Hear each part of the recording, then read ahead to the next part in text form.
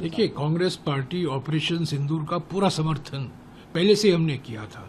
हम 22 अप्रैल से कह रहे हैं एकता और एकजुटता अनिवार्य है, और जो भी सुरक्षा बल, जो हमारे आर्मी है, फौज है, सेना, नौसेना है, वायुसेना है, स्थल सेना है, सभी जो कार्रवाई करेंगे उसका हम पूरा समर्थन देंगे, उसमें कोई शक नहीं है। पर प्रधानमंत्री के संबोधन के पहले ही राष्ट्रपति ट्रंप ने घोषणा कर दी कि वॉशिंगटन में रहकर मैंने भारत और पाकिस्तान के बीच में युद्ध रुका दी। यानी कि वॉशिंगटन में रहकर उन्होंने यहाँ का युद्ध रुकवाया है। उस पर तो प्रधानमंत्री ने कुछ कहा नहीं। प्रधानमंत्री को बहुत सारे सवालों को जवाब देना है, उस पर तो वो चुप थे। तो हम यही मांग कर रहे हैं ना। पिछले 2 हफ्तों में 2 सर्वदलीय बैठक हुई हैं, प्रधानमंत्री मौजूद नहीं थे, कुछ बातें नहीं हो पाई, कुछ स्पष्टीकरण नहीं हुआ, कुछ हमारे सवाल थे सार्वजनिक तौर से हमने नहीं पूछा है, हम सर्वदलीय बैठक में हमने पूछा। तो आज भी हम मांग करते हैं प्रधानमंत्री एक बैठक बुलाएं, सभी विपक्ष नेताओं को बुलाएं, विश्वास में लें। और ये क्या बार बार राष्ट्रपति ट्रंप घोषणा कर रहे हैं कि भारत और पाकिस्तान के बीच में वार्तालाप होगा और तीसरे जगह में वार्तालाप होगा, न्यूट्रल साइट में वार्तालाप होगा, इस पर इसकी सच्चाई क्या है? और उन्होंने कहा है क्योंकि अभी इसके बाद व्यापारिक संबंध जो हैं, आर्थिक संबंध जो हैं और भी मजबूत होंगे। क्या कोई रिश्ता है यहाँ युद्ध रोकने का और भारत के साथ, अमेरिका के साथ हमारा जो निर्यात जा रहा है वो और भी बढ़ेगा? तो ये क्या राष्ट्रपति ट्रंप की ओर से, उपराष्ट्रपति वांस की ओर से, सेक्रेटरी ऑफ स्टेट रूबियो की ओर से जो बयान आ रहे हैं, ये हमारा क्या रवैया है? हम क्या चाहते हैं? हमारा रुख क्या है? विदेश मंत्री चुप हैं, राष्ट्रीय सलाहकार, जो सुरक्षा सलाहकार हैं, वो चुप हैं। प्रधानमंत्री तो अपनी चुप्पी तोड़ते ही नहीं है किसी मामलों पर। हालांकि 19 जून 2020 को उन्होंने चुप्पी अपनी तोड़ी थी और चीन को एक क्लीन चिट दे दिया था, जिसकी वजह से हम कमजोर हो गए। मैं एक और बात कहना चाहता हूं, महत्वपूर्ण बात कहना चाहता हूं।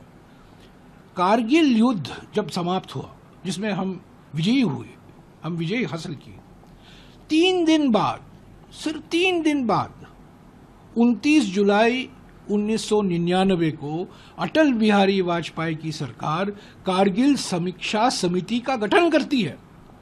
5 सदस्य उसमें हैं, और उस समीक्षा समिति की अध्यक्षता कौन करते हैं?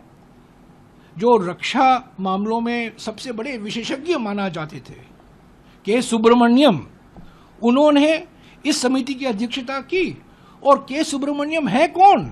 आज के विदेश मंत्री के पिताजी। और ये कारगिल समीक्षा समिति की रिपोर्ट पार्लियामेंट में पेश किया गया 23 फरवरी 2000 को। उसमें से बहुत सारी सीक्रेट चीजें थी, क्लासिफाइड मटेरियल था, गोपनीय मामले थे, उसको निकाला गया, और वास्तविक है और निकाला भी जाना चाहिए।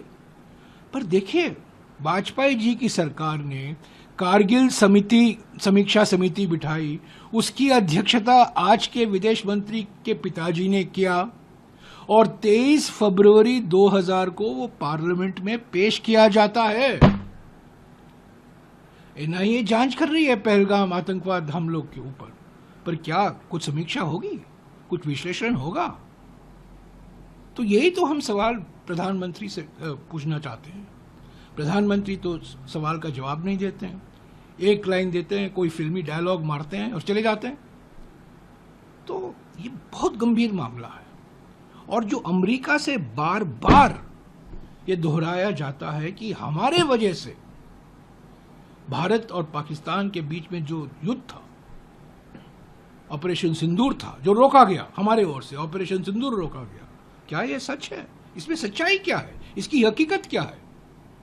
प्रधानमंत्री को जवाब देना चाहिए, जनता को विश्वास में लेना चाहिए, विपक्ष के नेताओं को विश्वास में लेना चाहिए, संसद को विश्वास में लेना चाहिए।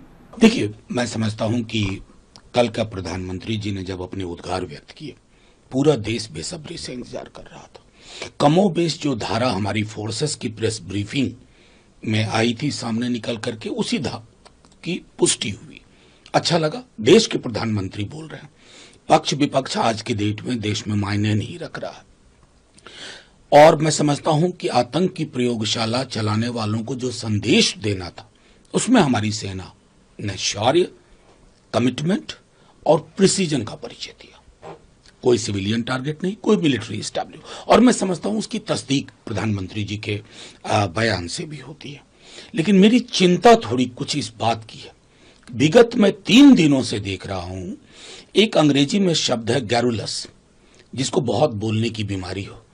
तो वो एक प्रेसिडेंट साहब हैं अमेरिका के, हमारे अधिकारी घोषणा से पहले सीज फायर अनाउंस करते हैं, अगले दिन वो कश्मीर को लेकर के तथ्य विहीन, आधार विहीन बयान देते हैं, और कल हमारे माननीय प्रधानमंत्री जी के 8 बजे वाले भाषण से चंद मिनट पूर्व वो कहते हैं कि हमने तिजारत की धौंस दिखा दी।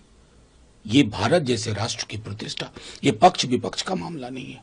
मैं मीडिया में देख रहा हूं कि सूत्र कह रहे हैं कि भारत इसको सही नहीं मानता। ये सूत्र कौन है? हमें हमारे टॉप लेवल से इसका प्रतिकार करना चाहिए। भारत के साथ कैरेट एंड स्टिक की पॉलिसी तो कभी नहीं चली, अब क्या चलेगी? देखिए, जिस तरीके से पाकिस्तान एकदम घबराकर अमेरिका के पास गया कि सीज फायर चाहिए, और जो खबरें वहां से निकल कर आ रही हैं कि कोई उनका जो न्यूक्लियर एरिया था वहां पे कोई मिसाइल पड़ा है, उसके चलते इस पे कोई रोक लगाई गई है। पर जिस तरीके से बार बार पाकिस्तान सीज फायर वायलेशन कर रहा है, तो ये जवाबी कार्रवाई करने के लिए देश बिल्कुल तत्पर है और हमारी सेना बिल्कुल तैयार है कि इनको जवाबी कार्रवाई मिले, क्योंकि हमारी जो कार्रवाई हुई थी वो सिविलियंस को अटैक करके नहीं हुई थी, टारगेटेड थी, डेसिसिव थी और मेजर्ड थी। पर यहां पर जो कर रहे हैं कि ड्रोन्स भेज रहे हैं और लगातार सीज फायर वायलेशन कर रहे हैं, दुनिया को देखना चाहिए, वो खास करके वो देश जिन्होंने आईएमएफ का लोन इनको दिया, वो देश जो कहता है कि उनके साथ ट्रेड करेंगे, उन देशों को देखना चाहिए कि कितना पाकिस्तान की जो आर्मी है उन्होंने पूरा कब्जा जमाया हुआ है, एंड इट्स अ रोग नेशन। तो जो प्रधानमंत्री जी ने कहा है कि अगर वो इस तरीके के काम करेंगे तो हम उनको जवाब जरूर देंगे। और दूसरा, आतंकवाद के साथ ट्रेड और टॉप दोनों नहीं हो पाएगा पाकिस्तान के साथ, और साथ ही वो इस बात पे भी उन्होंने बोला कि अब अगर पाकिस्तान के साथ बात होगी तो सिर्फ पीओके और टेरर पे बात होगी। बिल्कुल, क्योंकि पाकिस्तान कम रहा है, आतंकिस्तान ज्यादा बन चुका है, और वो ग्लोबल सेंटर हो गया है जहां पे ट्रेनिंग होती है, रिक्रूटमेंट होता है, उनको वेपन्स दिए जाते हैं और दुनिया भर में जाकर वो आतंक मचाते हैं। तो ऐसे देश के साथ कोई संवाद नहीं हो सकता है जो हमारे ही देश के साथ भारत के साथ आतंकी हमले करता है। तो उन्होंने दो टूक उनको कहा है कि अगर आप इस तरीके की हरकत करेंगे तो जिस तरीके से पीओके जबरदस्ती जबरन ऑक्यूपाई कर रखा है उस पर ही बातचीत होगी। आतंकिस्तान जब तक वापस पाकिस्तान नहीं बनेगा तो हम आतंकिस्तान के साथ कोई संवाद नहीं करना चाहते हैं।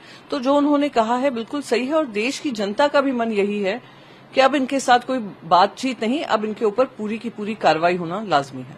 देखिए, आदरणीय प्रधानमंत्री जी ने जो राष्ट्र का संबोधन कल किया है,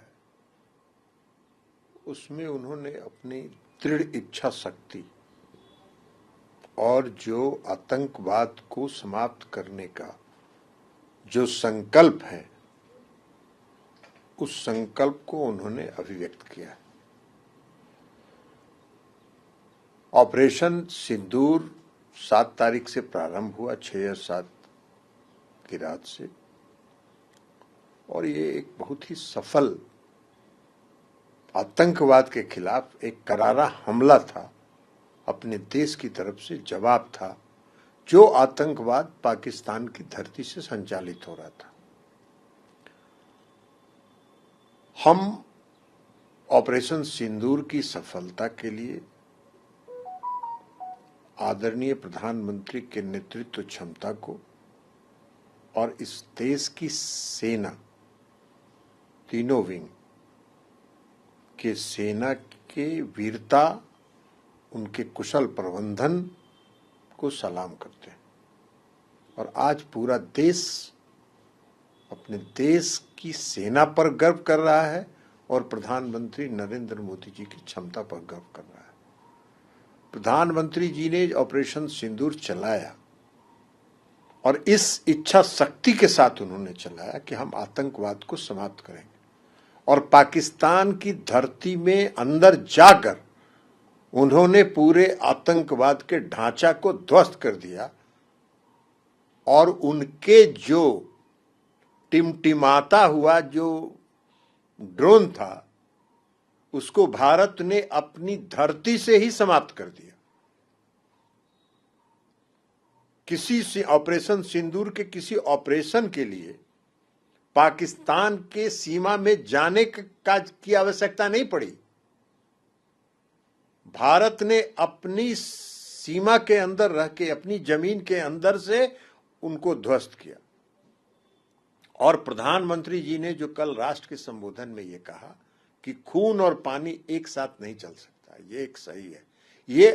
ये उनके भविष्य में जो उनकी दृढ़ इच्छा शक्ति और जो संकल्प है आतंकवाद को समाप्त करने का, उसको दर्शाता है।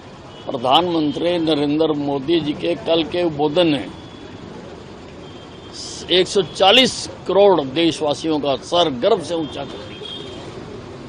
जो कुछ देश के अंदर या देश के बाहर एक ही बरादरी के लोग कुछ बोल रहे थे, उनके भी मुंह बंद कर दिए और उन्होंने बताया कि हमारी लड़ाई उग्रवाद के खिलाफ है।